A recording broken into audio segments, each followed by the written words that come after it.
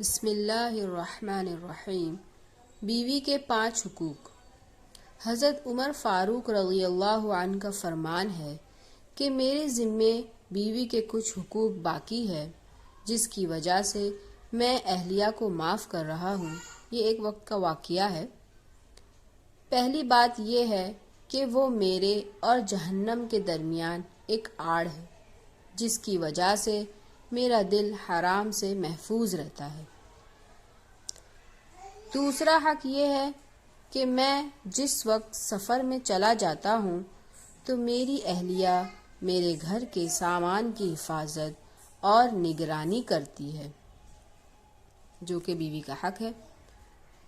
تیسرے حق یہ ہے کہ وہ میری ہر طرح سے خدمت گزار ہے، کپڑے دھوتی ہے اور دیگر گھر کے کام انجام دیتی ہے۔